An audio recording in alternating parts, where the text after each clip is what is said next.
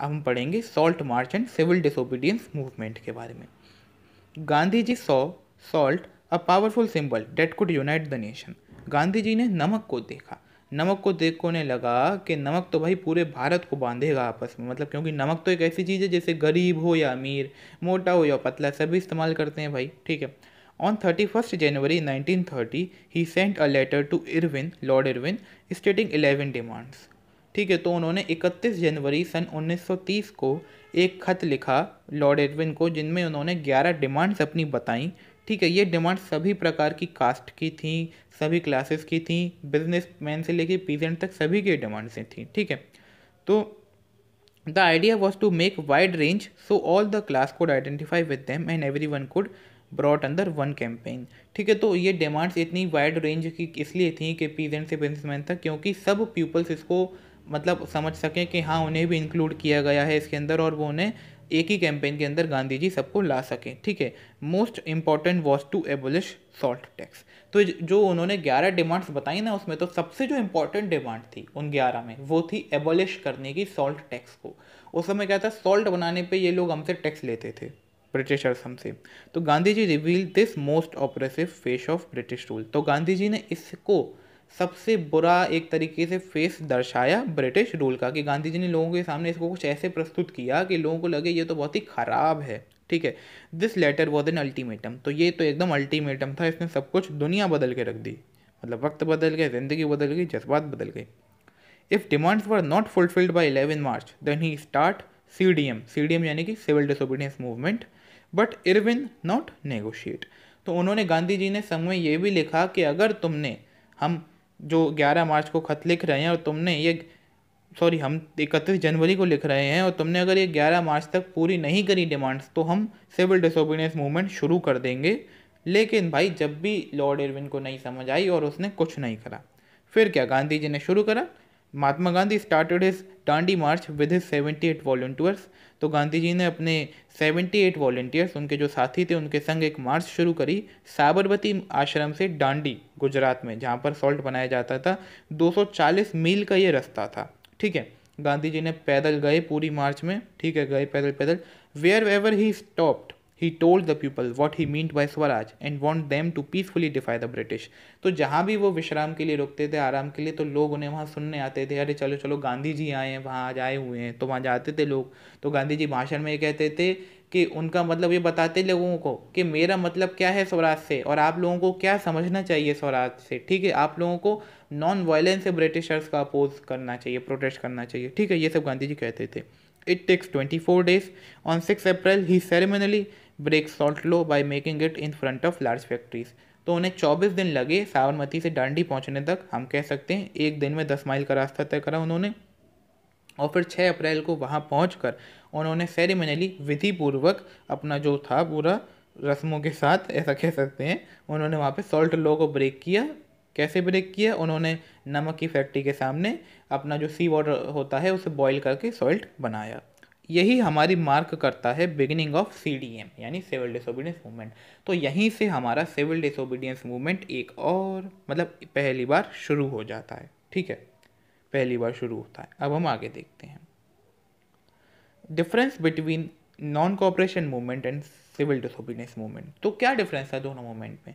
इतना ही डिफरेंस था कि सिविल डिसोबीडियंस में हमें उनके साथ कोऑपरेट तो करना ही नहीं था, और संग ही संग हमें रूल्स भी तोड़ने थे। नॉन कोऑपरेशन में सिर्फ हम नॉन कोऑपरेशन कर रहे थे, बट हमें सिविल डिसोबीडियंस में नॉन कोऑपरेशन के साथ साथ रूल्स को भी ब्रेक करना था। तो वही लिखा है, difference between NCM and CDM was in this, people also had to break laws along with non cooperation. अब इफेक्ट क्या हुआ जब गांधी जी ने नमक तोड़ा, मतलब जो ये कानून था नमक का कानून, तो salt law break in many places. तो दुनिया में कई, मतलब इंडिया में कई जगह सब लोगों ने ये लॉ ब्रेक करा। पीजेंट्स रिफ्यूज्ड टू पे टैक्सेस, पीजेंट्स ने फिर टैक्स देने से मना कर दिया, जो भी ये थे इनके ब्रिटिश ऑफिशियल्स। फॉरेस्ट लॉ फिर वायलेट हुआ। फॉरेस्ट लॉ वही जो हमने देखा था ट्राइबल पीजेंट का, कि उन्हें वहाँ से सामान नहीं लेने देते थे जंगलों से, तो वो उन्होंने तोड़ा, वहाँ के लोगों ने वहाँ से जंगल से सामान लिया। फॉरेन थिंग्स बॉयकॉटेड, विदेशी चीज़ों को एकदम बंद कर दिया गया, बहिष्कार किया गया। तो ये सब हमने इफेक्ट देखा गांधी जी के उस सॉल्ट लॉ को एबोलिश करने का या तोड़ने का। ठीक है, worried by developments the government began arresting leaders led to violent clashes. तो इन सब डेवलपमेंट्स को देख के कि भाई अब तो लोग ये सब एकदम उग्र होते जा रहे हैं, तो गवर्नमेंट ने शुरू कर दिया अरेस्टिंग लीडर्स। तो वो एक एक करके वो लीडर्स को अरेस्ट करते जा रहे थे, ठीक है, जिसके कारण पब्लिक और उनमें कई सारे क्लैश भी हुए, मतलब आपस में कई जगह भिड़ भी गए वो लोग, लड़ाई दंगे हुए खूब, ठीक है। When Abdul Ghaffar Khan, a devout disciple of Mahatma Gandhi, arrested in 1930, angry crowds came to the street facing firing and many were killed. तो जब अब्दुल गफ्फर खान, ये भी एक अच्छे पॉलिटिकल लीडर थे, महात्मा गांधी के एक तरीके से डिसिपल थे, उनके शिष्य थे, तो जब इनको अरेस्ट किया गया 1930 में, तो पूरी पब्लिक उतर आती है एकदम सड़कों पर और कई सारी फायरिंग करते हैं ब्रिटिश उन पर, और कई सारे लोग जान भी दे देते हैं अपनी, तो ये होता है। एक महीने बाद गांधी जी को भी अरेस्ट कर लिया गया, ठीक है। तो a month later, Mahatma Gandhi also get arrested. Then workers in Sholapur attacked police stations, municipal buildings, railway stations, etc. तो मतलब महात्मा गांधी को अरेस्ट कर लिया, फिर क्या हुआ, शोलापुर में जो लोग काम करते थे उन्होंने इसके खिलाफ प्रोटेस्ट करा। जो उनकी म्यूनिसिपल बिल्डिंग्स थी ब्रिटिश ऑफिशियल्स की, वहाँ पे जाके उन्होंने मतलब आतंक करा, रेलवे स्टेशन पे उन्होंने थोड़ी वही करा अटैक, ठीक है, ये सब। Government repress this with brutal repression. अब देखिए, हमने इतना सब देखा, जब भी हम कुछ भी करते थे तो वो हमें उल्टा रिप्रेस करते थे बहुत ही बुरी तरीके से। तो फिर वही गवर्नमेंट ने गोली मारी, लोगों को पकड़ा, जेल में डाला, ये सब करा।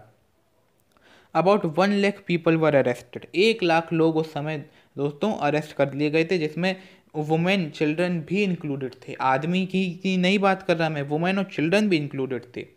अब भाई फिर आप देखिए कहाँ शुरू हुआ था, बिल्कुल शांति से डांडी मार्च से ये मूवमेंट, और लोगों ने कई जगह नमक तोड़ा, टैक्स देने से मना करा, बाइकआउट करा थिंग्स को। पर अब ये कहाँ आ गया, वायलेंस पे मार धाड़ हो रही है सब जगह, ठीक है। तो फिर गांधी जी को एक और बार ये मूवमेंट बंद करना पड़ता है, मतलब अब पहली बार गांधी जी इस मूवमेंट को बंद कर देते हैं, सिविल डिसोबीडियंस मूवमेंट जो है। तो in this situation Mahatma Gandhi called off this movement and entered into a pact with Irwin on 5 March 1931। तो गांधी जी इस मूवमेंट को बंद करके जो लॉर्ड इरविन थे उनके संग एक पैक्ट साइन करते हैं, एक तरीके से कोई ट्रीटी टाइप की ही होती है, ठीक है, तो उसको ये साइन करते हैं। इसमें गांधी जी क्या करते हैं, अपनी रजामंदी देते हैं कि वो राउंड टेबल कॉन्फ्रेंस में पार्टिसिपेट करेंगे, और फिर उनकी रजामंदी देने के बाद गवर्नमेंट में जो उन्होंने 1 लाख लोगों को पकड़ा था उन्हें छोड़ देती है, ठीक है। तो by this Mahatma Gandhi consented to participate in round table conference जो कि लंदन में होनी थी, and government agreed to release political prisoners. तो गवर्नमेंट भी मान जाती है कि हम पॉलिटिकल प्रिजनर्स को छोड़ देंगे। In December 1931 Mahatma Gandhi went to London but return disappointed. तो दिसंबर में जब वो जाते हैं सेकंड राउंड टेबल कॉन्फ्रेंस के लिए लंदन, तो वहाँ जाते हैं लेकिन वहाँ कुछ नहीं होता, कोई भी फ्यूचर कॉन्स्टिट्यूशन के लिए उनकी कोई बात नहीं मानी जाती, कोई भी नेगोशिएशन नहीं होता चेंजेस के बारे में, ठीक है। अब हम आगे देखते हैं। अब when Mahatma Gandhi return he found new cycle of repression. Gaffar Khan and Nehru were both in jail, Congress was declared illegal, series of measures had been imposed to prevent meetings, demonstrations and boycotts. तो जब Mahatma Gandhi round table conference से लौट के आते हैं, वो तो देखते हैं भाई यहाँ तो एकदम वही ज़िंदगी बदल गई, वक्त बदल गया, जज्बात बदल गए। गफ्फर खान जी को दोबारा अरेस्ट कर लिया, नेहरू जी जेल में हैं, कांग्रेस को इलीगल घोषित कर दिया गया है, और कई सारे मेजर्स ऐसे लिए गए, स्टेप्स उठाए गए हैं जिससे ये सब जो भी ये प्रोटेस्ट है, डेमोन्स्ट्रेशन है, बॉयकॉट है, बिल्कुल बंद कर दिया जाए। तो फिर गांधी जी ने दोबारा ये सब देख करके, तो इन्होंने फिर से अति कर दी, मतलब में गया, तो उन्होंने बहुत ही डर के साथ दोबारा सिविल डिसोबीडियंस मूवमेंट को शुरू करा, ठीक है। और सिविल डिसोबीडियंस मूवमेंट देखिए उन्होंने 1931 में बंद करा, फिर 1932 में दोबारा शुरू करा, बट वो 1 साल तक ही और चल पाया, और 1934 में वो दोबारा बंद हो गया। तो जब ये मूवमेंट दोबारा शुरू हुआ तब लोगों को इसमें ज़्यादा इंटरेस्ट नहीं आया, क्योंकि ये पहले ही 1-2 बार बंद हो चुका था, इसलिए लोगों ने इसमें ज़्यादा पार्टिसिपेट नहीं किया, और ये मूवमेंट दोबारा फिर बंद हो गया था 1934 में, ठीक है। तो यहीं पर हमारी वीडियो ख़त्म होती है। अगर आपको ये टॉपिक समझ आया हो तो प्लीज़ मेरी वीडियो को लाइक कीजिएगा, शेयर कीजिएगा, और चैनल को सब्सक्राइब कीजिएगा। मैं आगे पूरे चैप्टर अपलोड करूँगा, ठीक है। और मैप वर्क भी करेंगे अभी हम, और फिर इंपॉर्टेंट डेट्स के ऊपर भी हम एक अलग से वीडियो बनाएंगे, तो उन सभी के लिए आप प्लीज़ वेट करिएगा।